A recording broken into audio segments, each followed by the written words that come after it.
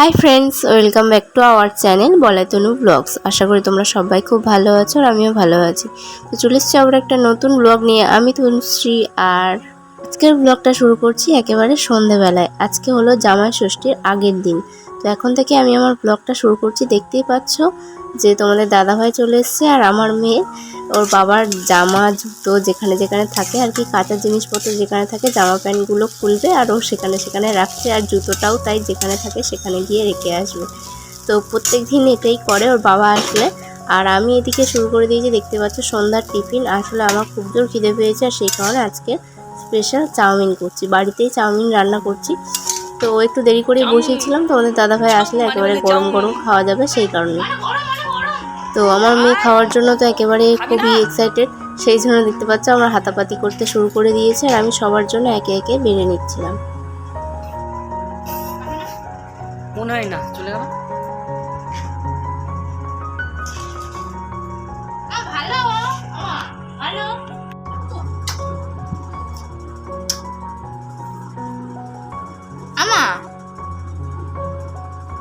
আমরা প্যান্ট পরে নেই। ওইটা দিয়ে দাও, ওইটা দিয়ে দাও।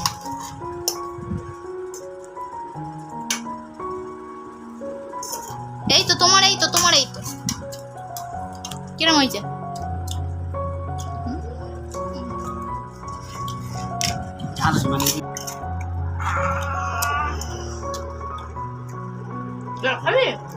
তো আমাদের তো চাউমিন খাওয়া হয়ে গেছে আর বোনের কত চিন্তা দেখো, দাদা যেহেতু খায়নি সেই জন্য দাদার জন্য আবার বাটিটা ধরে নিয়ে গেছে, ওকে আবার খাইয়ে দেবে বলে নিয়ে গেছে। দেখো এই ডানাতে দাও, ডানাতে এই হাতে দাঁড়াতে খাইয়ে দাও, দাও এই হাতে দাও।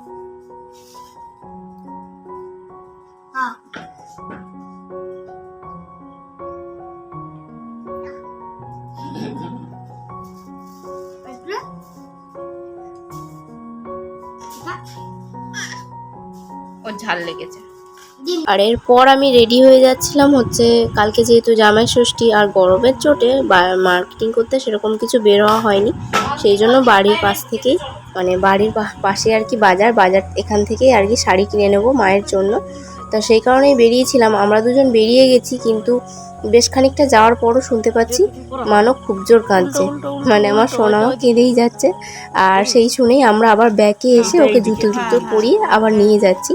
তো চলো তোমরা দেখতে থাকো। এখানে দেখো দোকানে চলে এসেছি, দোকানে এসে শাড়ি বাছাবাছি করছি। তো কোন শাড়িটা নিলাম সেটা তোমাদেরকে পরেই দেখাচ্ছি। এই দেখো অনেকগুলো শাড়ি বের করেছিল, তো তার মধ্যে থেকেই একটা চুজ করেছি। তো চলো তোমাদেরকে পরে দেখিয়ে দেবো, যখন জামাই ষষ্ঠী ব্লগটা দেবো তখন আমার মা পরবে, তোমরা দেখে নিও। তো তারপর আমি আর কি আইব্রো করাচ্ছিল আমার একটু, যেহেতু যাবো বাড়িতে তাই একটু আইব্রো করে নিলাম। আর সেই জন্য রাস্তাতে আমি নেমে গিয়েছিলাম। আর এদিকে দেখো তোমাদের দাদাভাই সোনামাকে নিয়ে চলে এসেছিলো আর ও বুঝতেই পারেনি আমি কখন নেমে গেছি। তাই পালিয়ে গেলাম। এটা কি লাইট জ্বলছে ঘুমানো আমাদের বাড়ির সামনে? The next day.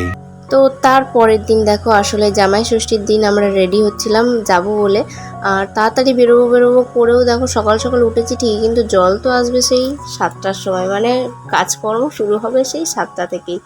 আসলে ঘরের কাজগুলো তাও টুকটাক করে কতক্ষণই বা জল ছাড়াচ্ছে, ঝাড় দেওয়া বলো, ঘর বিছানা গোছানো বলো, এগুলো আর কতক্ষণই লাগে। আর ও ঘরে মানি এমনিতেই ঘুমাচ্ছিল, সেই জন্য বিছানাটা গোছাতে পারিনি। তো বাসন টাসন যে মাজবো সেটা সকাল সকাল মাজতেও পারছি না, কারণ হচ্ছে জল আসেনি। তো সেই বলতে বলতে 10টা সাড়ে 10টা বাজে, আর রোদ বুঝতেই পারছো জানলার ওদিকে রোদ একবারে চাই করছে।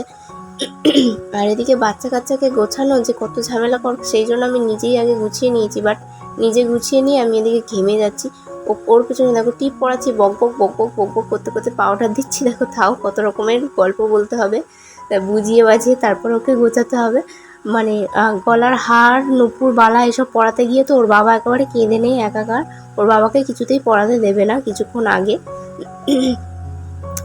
আর এখন দেখো আমি কত কি গল্প বলে বলে ওকে গুছিয়ে দিলাম। আর এরপর তোমাদের দাদাভাই আমার শাড়িটা একটুখানি ঠিক করে দিচ্ছিল। তো শাড়িটা যে যতই করুক না কেন তোমার দাদাভাইকে কিছু না কিছু আমি ঠিকই করতে দেবো, না হয় কুচি ধরে দেবে, না শাড়ির প্রিন্ট ঠিক করে দেবে, মানে কেউ না থাকলেও তোমাদের দাদাভাই কিন্তু এগুলো আমার করে দেয়, বেশ অনেকটাই হেল্প হয়। তো চলো এরপর আমরা বেরিয়ে যাব আর আমরা যাই। আর ততক্ষণ আমাদের ভিডিওটা যদি ভালো লেগে থাকে তোমরা please like comment share and subscribe করে দাও। আর দেখা হবে আবার পরের ব্লগে। ততক্ষণ পর্যন্ত সুস্থ থেকো, ভালো থেকো আর আমাদের ভিডিও দেখতে থেকো। আর সোনামা দেখতে পাচ্ছ কীরকম সাইকেলের সামনে বসে যাচ্ছে, এটা তোমাদেরকে ফার্স্ট টাইম দেখালাম, ও এখন করে অনেকটাই বুঝতে পারে। তো চলো জামাই ষষ্ঠীর ব্লগটা আসবে নেক্সট ভিডিওতে। আজকের মতন টাটা।